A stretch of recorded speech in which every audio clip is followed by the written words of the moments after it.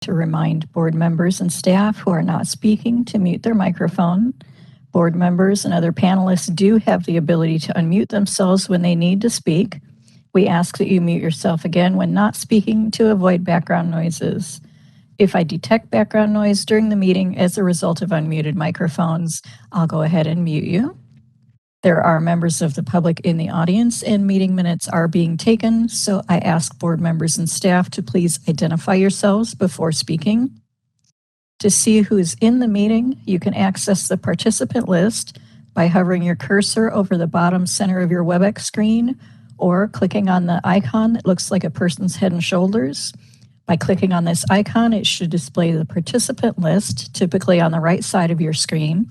This participant list will also display a green microphone next to the individual who is currently speaking. This is helpful to distinguish who's speaking or trying to contribute to the conversation.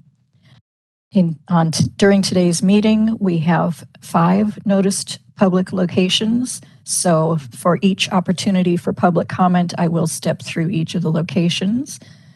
And I will be recording the meeting, so you will hear a loud announcement. And after that, I will turn it over to Board President Kyle Finley. This meeting is being recorded. Thank you so much. I would like to call the meeting to order. Robert, would you like to take roll and establish a quorum of the board? Definitely. Kyle Finley. Here. Curtis Good. Yes, I'm here. Janet Thrasher. Yes, I'm here. Magali Flores Nunez. Here, present. Thank you. That will constitute a quorum of the board members. This is Sabina. Can I interrupt real quick? Yes. This is Sabina. Can we go back through our roll call? Could each board member please confirm the address they are located at and if any public members are located or present at their location? Yes, thank you. I forgot that, Sabina. Kyle Finley, President. I'm currently at 2493 Sierra House Trail, South Lake Tahoe, California, 96150. And there are no members of the public present at my location. This is Curtis Good. I'm located at 16661 Milliken Avenue, Irvine, California. And there's no public members present. This is Janet Thrasher. I'm at 17427 Barley Road West. That's in Los Gatos, California. And there is no one else present.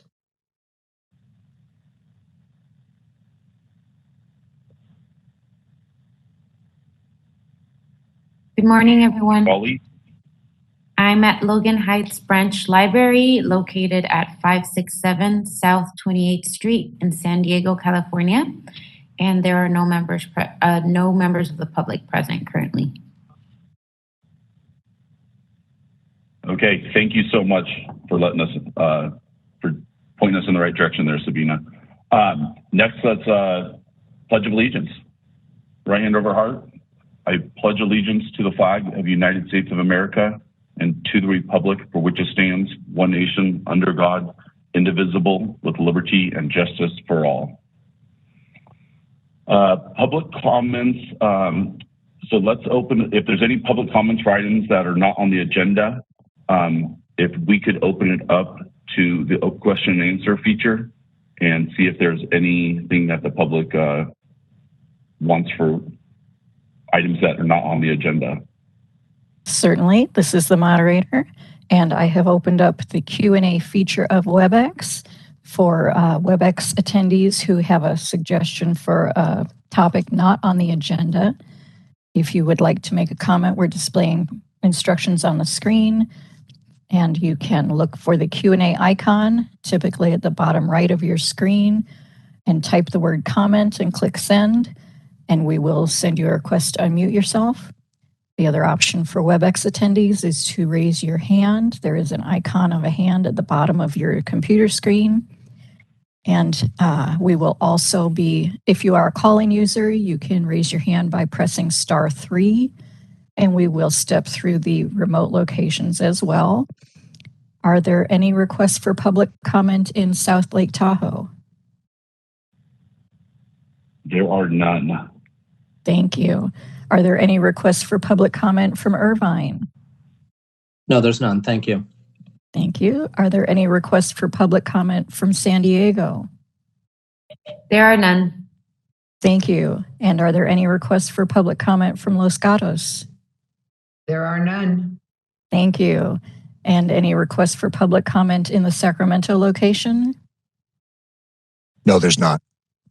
Perfect. Thank you. And I do see no requests for public comment from WebEx attendees. Shall I close the Q&A? Yes, please. Thank you. And now I'd like to move agenda item 6, future agenda items, up before we get into agenda item 4, before we start that process. So future agenda items, let's see, is there anybody that has any future agenda items that they would like to address?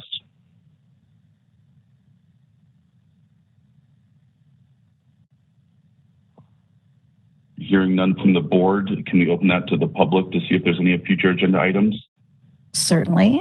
I'm opening up the Q&A feature. And again, we will display instructions on the screen. If you have a suggestion for an agenda item you'd like for a future meeting, please follow the instructions. Look for the Q&A icon in your WebEx screen or raise your hand by clicking the hand icon. And again, as a formality, we'll go through the physical locations as well.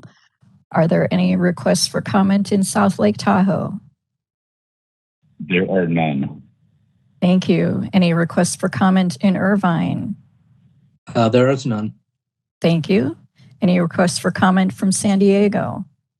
No, there's not. Thank you. Any requests for public comment from Los Gatos? No, there is not. Thank you. Any requests for public comment in Sacramento? No, there is not. Thank you. And there are no requests for public comment on WebEx. So if you'd like, I can close that open feature. Yes, thank you so much. You're welcome.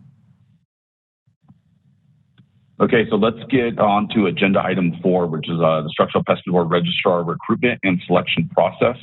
I am going to turn it over to Olivia for this. Thank you. Good morning, board members. My name is Olivia Trejo, and I am the Assistant HR Chief for the Department of Consumer Affairs. And I would like to thank you for the opportunity to be here today to discuss the recruitment process for a new registrar. I will provide an overview of the recruitment and selection process. We will also review the duty statement and the recruitment announcement to obtain your feedback and suggestions. And during closed session, we will be discussing the possible appointment of an interim or acting registrar. So I will begin with the recruitment and selection process at this time. The registrar recruitment and selection process will require 2 members who will have time and interest to participate in the selection process. We do plan to formally appoint a search committee in today's meeting. The members will be chosen by the board to be part of the search committee to assist with the entire recruitment activities. So the search committee will be the point of contact for the initial component of the recruitment process.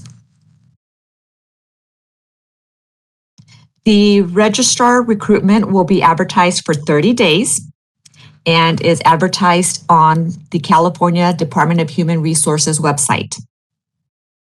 It can also be advertised externally and through such venues as the Capital Morning Report.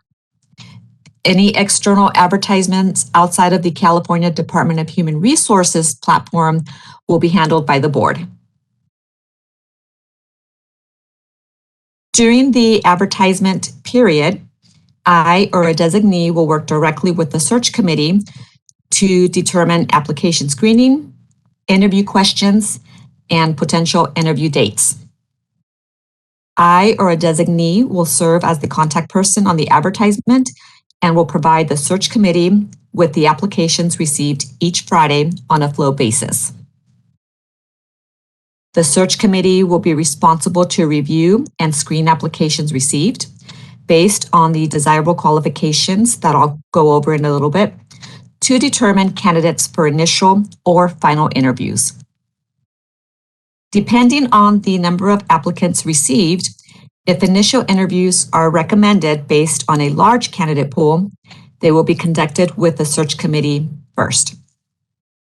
Reference checks will also be conducted for the top candidates prior to final interviews in front of the board. At a next scheduled board meeting in closed session, final interviews will be conducted for the top candidates. If it is too far out, the board may do an emergency meeting with proper notice just to do final interviews.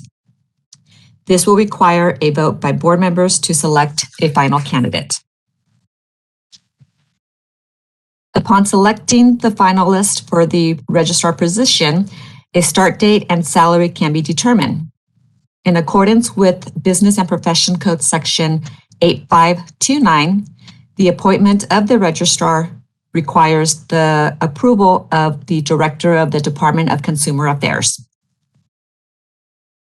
The selection of the candidate must be kept confidential until the candidate notification has been completed and accepted, and the unsuccessful candidates have been notified.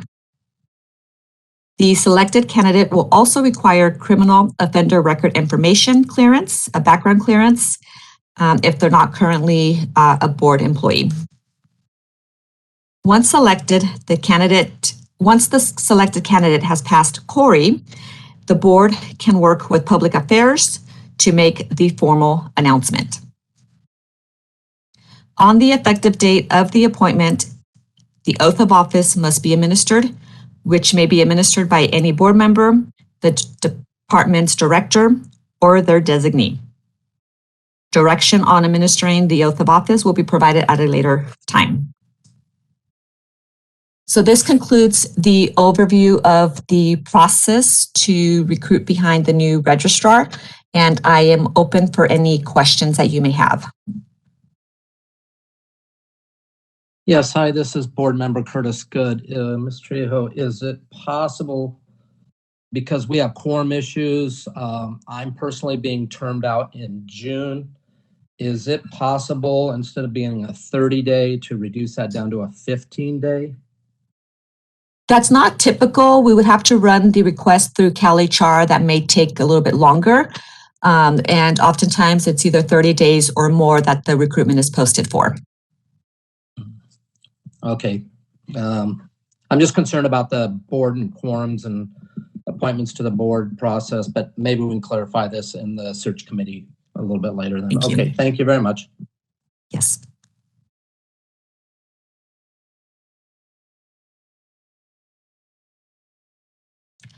So it doesn't appear there's any more questions. And at this point, Sabina, I think we can discuss the selection of a search committee, or that can be tabled at the end after the review of the recruitment flyer and the duty statement. This is Sabina. I'll leave it up to President Finley if he would like to go in the order of the agenda or take items out of order. Yeah, let's just stay on the items, the agenda, if we can. What makes sense. I mean, Sabina, you've gone through this process, I'm sure, before. I have not. So whatever you think is the smoothest process for this would be best.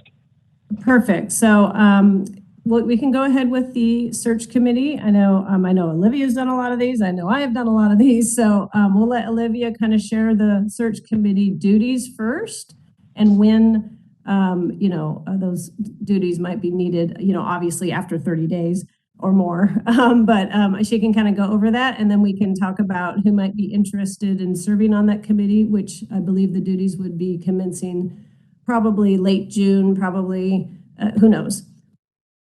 Yeah, it's hard to identify a time frame. In previous recruitments, we've had to advertise and re-advertise several times. So the search committee will be responsible for communicating with myself or a designee on the process of the recruitment. Each week, my office will provide the applications received to the search committee. So they will need to designate time to review and assess the qualifications of the applicants. And again, depending on the number of applicants that we do receive, the search committee may conduct initial interviews. And if those are conducted, then they can move forward and recommend the top candidates for final interviews in front of the entire board at a scheduled meeting. If the candidate pool is minimal and satisfactory, then the board can, or the search committee can forego initial interviews amongst themselves and recommend to conduct initial interviews in front of the entire board at a scheduled meeting. I did notice that there's no future meeting scheduled after this one, so I'm not sure if there's one possibly in a few months where final interviews can be conducted in front of the board. So that depends on the schedule of everyone and their availability. Yeah, this is Sabina. Typically, the board will meet in late summer. Probably August would probably be an appropriate time to meet that, or maybe late July. Yeah, we have, sorry to interrupt here, but we do have a meeting that the board has agreed upon in late July, so. Great. And so usually when we have something scheduled, we kind of plan for that time frame. And so it could be that the final interviews will be conducted at that board meeting. Okay, and this is Kyle Finley. Just because Curtis had brought it up on, and maybe Sabina, your input on this, but as far as Curtis terming out, I don't know as far as the quorum goes, is there a concern there? Hey, that's no concern at all. I know that's something that it sounds concerning to me. Like, will we be able to have a quorum at the end of July? Are there new members to the board that are going to be coming on? This is Sabina, and I believe Carrie Holmes has raised her hand, and she's in attendance in the attendee list, and she can definitely speak to that. I know that they are always diligent in that, and that I haven't heard any issues about there being a quorum issue, though of course we love Curtis and love his knowledge and experience on the board. We'll definitely miss him, but I believe that there's not going to be any concerns, but I'll let Carrie speak to that. Thank you so much. Thank you. Oh, my apologies. Sorry, Carrie, it's Olivia. I just wanted to add that we definitely want the participants of the search committee to be available and whenever possible, members of the board.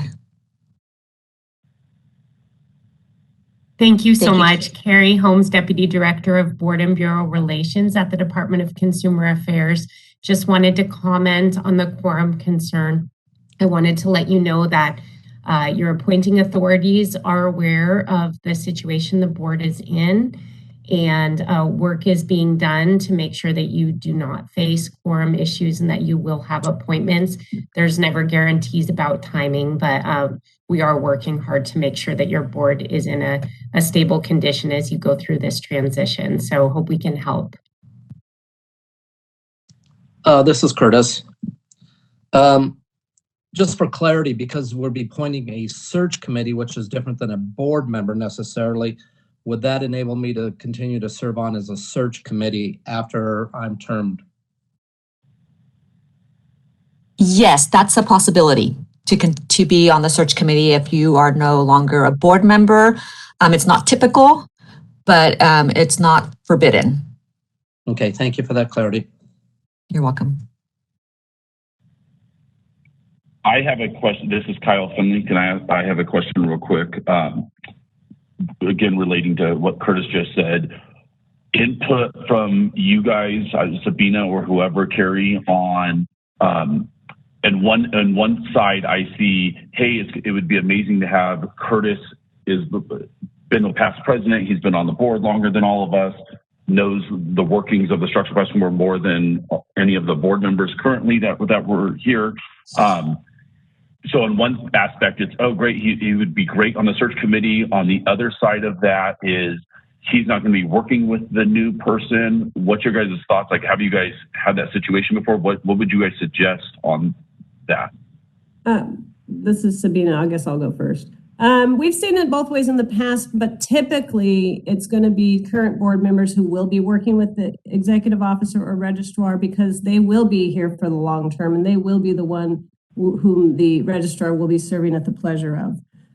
We obviously want to make sure that search committee and those initial interviews and all of those reviewing of applications are done by people who are going to be working with the new person. We want to make sure that that is something for the future and something that has, longevity, and they want it will also be a really great thing for current board members to be involved in that process. Okay, thank you. I mean, yeah, that helps. Thank you so much.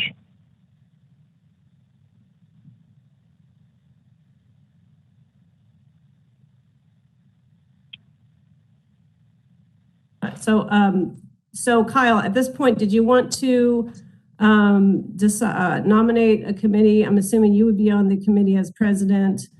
Did you want to go ahead with that? You as president can go ahead and nominate that committee, and you also don't have to nominate that committee today in the meeting. You can speak with board members and see if you don't want to put anybody on the spot, anything like that. But a president can always appoint a committee at another time. Yeah, I think we need to. Oh, go ahead. Yeah, I was going for clarity. Doesn't need a motion in a second. Committees can be appointed by a president at any time. Okay, thank you. This is Janet. Yes, I don't. Go ahead. Go, Janet. I was just going to ask if I could either tell you what I think, or I could ask you to repeat it. Just kind of the main highlights of what someone on the search committee, their duties are. I mean, I have starting in late June, reporting to Olivia, reviewing and assessing applicants each Friday. It's possible that we'll have to interview them, or it's possible that the entire board will interview them. I'm just trying to understand the expectations of someone that is on the search committee, what the main duties are. Those will be the primary duties. If the applicant pool is lacking, the search committee can also determine if they want to extend the final filing date at that point. And if there's not too many applicants, but a satisfactory candidate pool, then you can decide to forego the initial interviews with just the search committee and propose to just have them conducted in front of the entire board at the June meeting. And on Fridays, if you're on that search committee, will you receive the applicants and review them yourselves, or will it be a meeting every Friday to discuss potential new applicants? So my office will receive the applications, and each Friday they will be emailed to the search committee. Okay, so there won't necessarily be a standing Friday meeting every Friday. Correct. And when it gets closer to the final filing date or a few days after, then my office will reach out to the search committee, have a meeting, a quick meeting to discuss how we want to move forward. Okay. All right. Thank you. Those were my questions for now. You're welcome. And Janet, are you interested in being on the search committee? I am interested in considering it. How's that? I guess. How many board members would be typical to be on the search committee, or should I ask how many people are on the search committee? 2 members are allowed. So a total of 2, huh? Okay. Correct. Mm-hmm. Thank you. That was going to be my next question. I'll say yes, Kyle. I'll say yes if you want me to say yes. I'm willing to do that. And Curtis, could you give me your feedback real quick on, I'm leaning towards, hey, I would love to do, if Janet and I were on this committee, because of the fact that we're going to be working with this person and everything like Sabina said, that totally makes sense to me. And so I'm leaning that direction. I also really value your opinion, Curtis, on the fact of your expertise and you've been on the board for 10 years. You have a comment on that? Thank you, Kyle. Yeah, I've been pretty vested in this board for a number of years, obviously. So timing is not the best for me right now. So I wish I had a few more months to participate in this, but I'll respect what Sabrina said and mentioned that, it's preferable that 2 acting board members be on there. But I'm certainly to help on that search committee. If you could have somebody else on the search committee outside of that, I would be available for that position. I'm very interested in this process. I've been through the process, obviously, when Susan became the registrar of the board. So I'm available for whatever needs the board needs. That's comforting. Okay. Yeah. And how does that work? Again, I don't know if I'm asking you, Sabina, if Janet and I are on the search committee, is there any, and obviously I wouldn't be able to go into any specifics at all, but if I'm calling the past president, Curtis, going, hey, what's your thoughts on this? Here's what we're struggling with. Am I allowed to, or there's zero discussion whatsoever with anybody outside the search committee? Well, it really depends on what your issue is, because you can probably get your answer from HR or me. So it would just really depend on what you might what you have questions about. It might be on a case-by-case basis. Okay. With that said, I don't know how it works. Can I make a motion to have Janet Thrasher and myself as the search committee? Yeah, you wouldn't need a motion for that. You could just make those appointments as president. Okay. If you're willing to do that, I think that's the direction I would like to head with the search committee. I am willing, yes. Okay. So we don't need to make a motion on that or have a vote or anything? No, you're good. And we can move on to the next agenda item with Olivia. Okay. Let's move on. Thank you, Curtis, so much for your input on that. And I'm sure I will have questions if we get to that point that outside of HR and Sabina.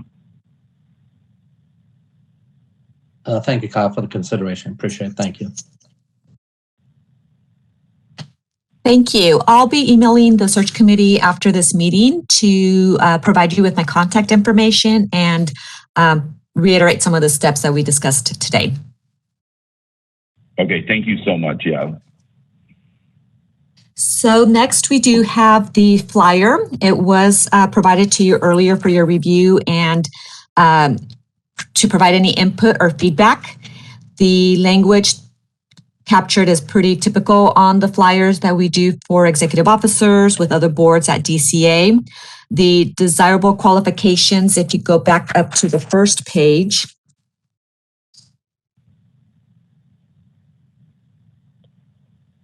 thank you. So we have identified desirable qualifications and experience that we are looking for in a candidate. These are typical and across the boards that we have used and recruited for in the past.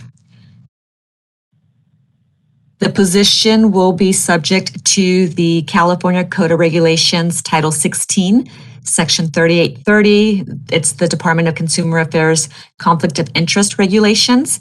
So they would have to file and submit a statement of economic interests within 30 days of assuming office annually and by April 1st, and within 30 days of leaving office. So this position is subject to that. So that's included in the bulletin flyer.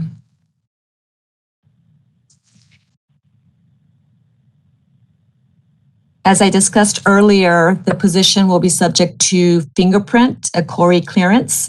And so that is also noted under special requirements that the individual will need to be cleared before assuming the role.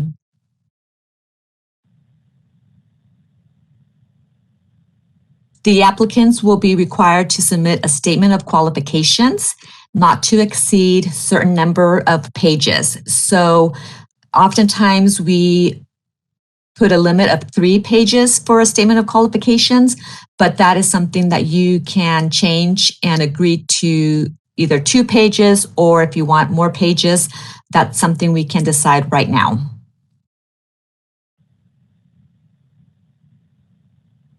In the past, 3 pages have typically worked and been sufficient. I know in the previous recruitment, someone wanted a 16-page statement of qualifications, and I believe that was a little too much. But if you just want 2 pages, 1 page, that's up to the board to decide.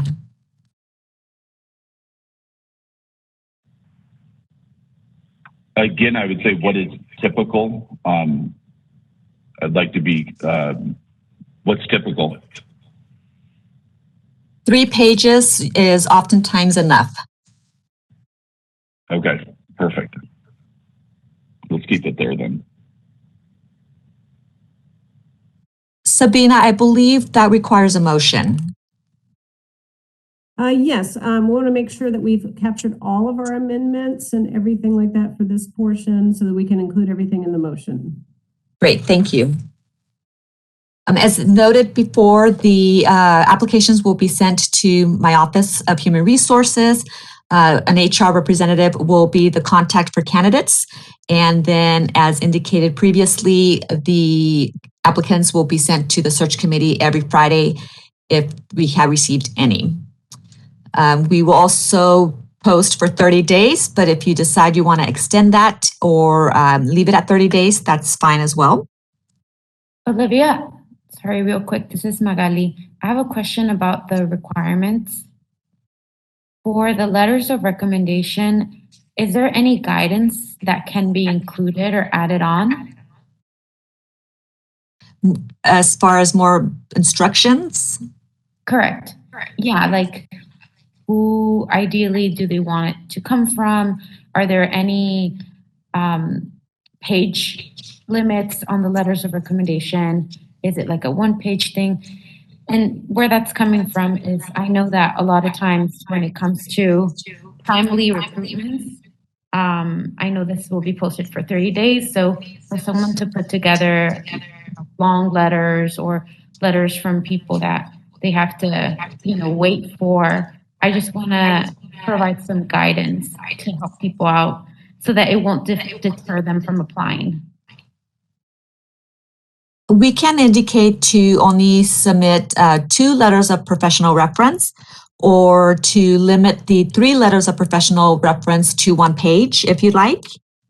I think that would be helpful. Okay. And so just for my note taking, it'll remain 3 letters of professional reference, but to keep it to 1 page each. I think personally that would be helpful, but I welcome my colleagues to chime in if they have any thoughts on that.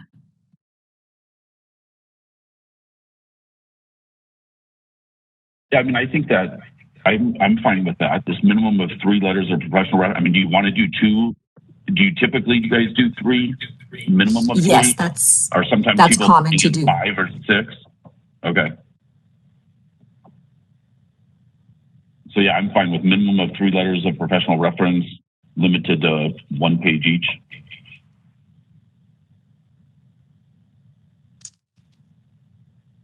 Thank you. Sabina, do you want to take a motion now just to cover the recruitment flyer, or do you want to incorporate the duty statement as well? No, let's do, we'll take the recruitment flyer alone with our amendment of the information for the professional reference letters being limited to 1 page each. And what, did I miss any other amendments? And that would, and the 3, yeah, everything else I think is approved as it was, correct? Yes. Yes, I don't have anything else in my notes. So the motion would be to approve this, what do you call it, recruitment flyer as presented with the 1 amendment of limiting the professional reference letters to 1 page each.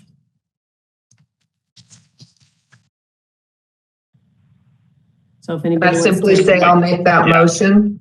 Yeah, yes, you can say so moved. So moved. I will second the second. Wonderful. So we have a motion and a second to approve this vacancy listing announcement or flyer with that one amendment concerning the professional reference letters. If we have any additional board comment on this motion? Hearing none, then we would go to public comment on the motion of this recruitment flyer. Moderator?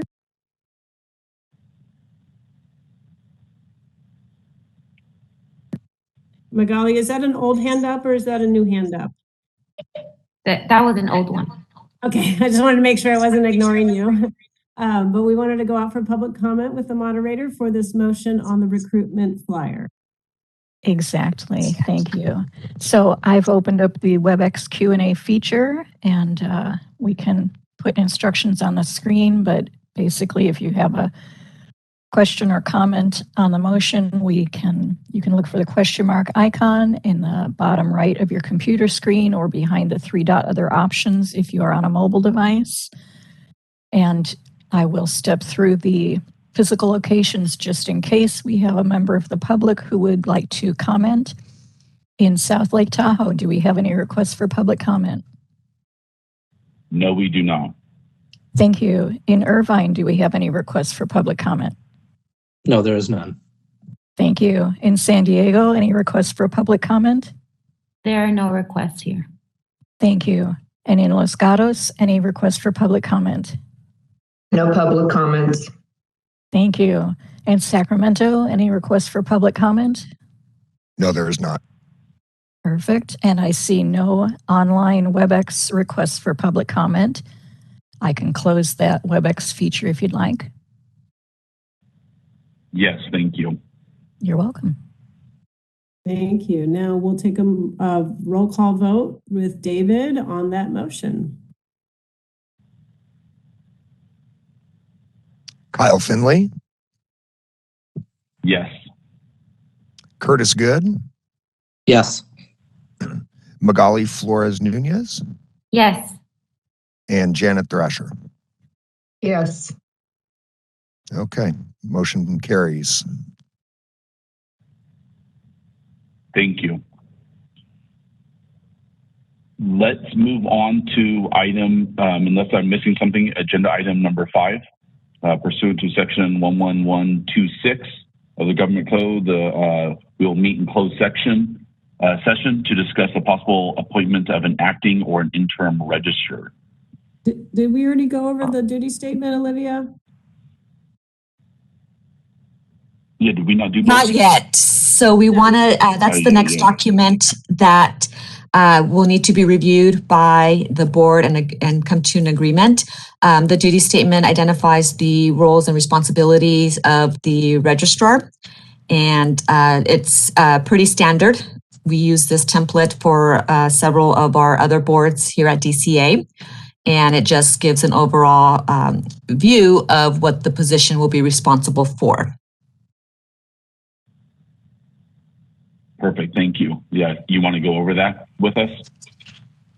Sure. So it talks about program management and the responsibilities that it will have over enforcement, licensing, and examinations.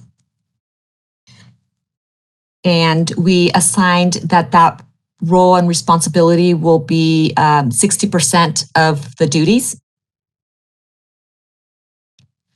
We also incorporated administrative functions at 20%.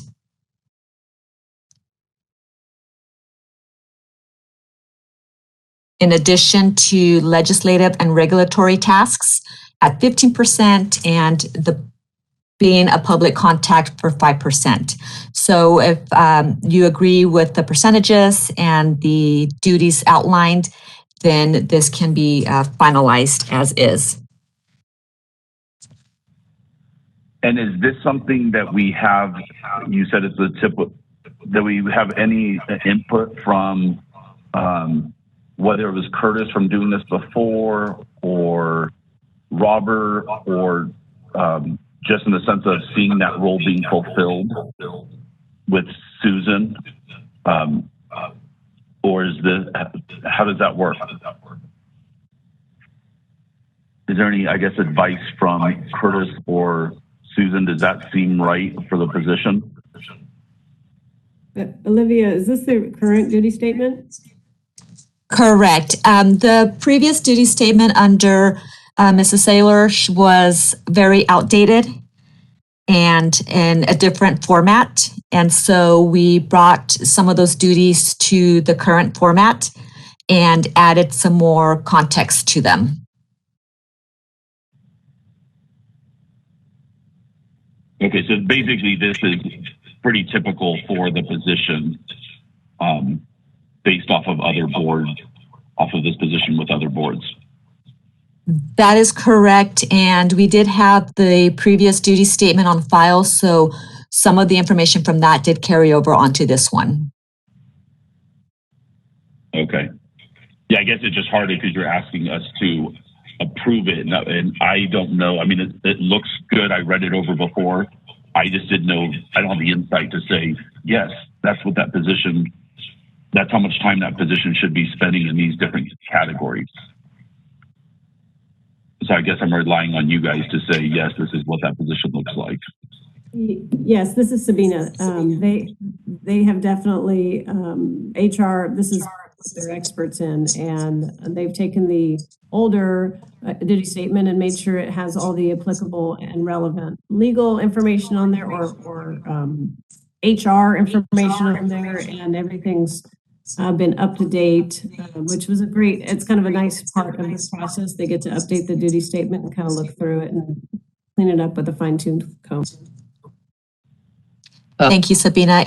In the past, with previous duty statements that we do carry over from old duty statements, some of the information may no longer be applicable or can be removed. And so if anything is outdated in this one, this would be the opportunity to remove, or if anything was missed, for example, continuing education, then that can be added at this time.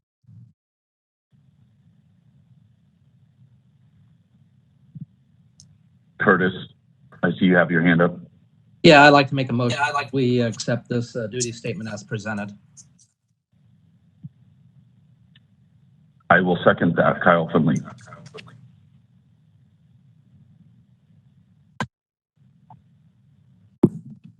Great, so then we have a motion to accept the duty statement as presented, and we go out for public comment on this motion concerning the duty statement, and then we can return and take a roll call vote with Dave. Thank you. This is the moderator, and we are opening the Q&A portion of WebEx in case any members attending through WebEx have input on the duty statement. And I, again, will step through and see if there's any request for public comment from South Lake Tahoe. There are none. Thank you. Any requests for public comment from Irvine? No, there is none. Thank you. Any requests for public comment in San Diego? There's none. Thank you. Any requests for public comment from Los Gatos? No, there is not. Thank you. Any requests for public comment in Sacramento? No, there are not. Thank you. And I see no requests for public comment through WebEx as well. Shall I close the Q&A feature? Yes, thank you. You're welcome.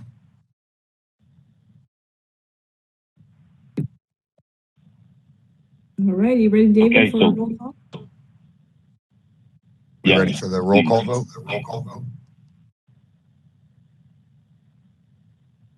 Yes, we are. Thank you. If you could take that, David. Yes, sir. Okay. Kyle Finley? Yes. Curtis Good? Yes. Magali Flores Nunez? Yes. And Janet Thrasher? Yes.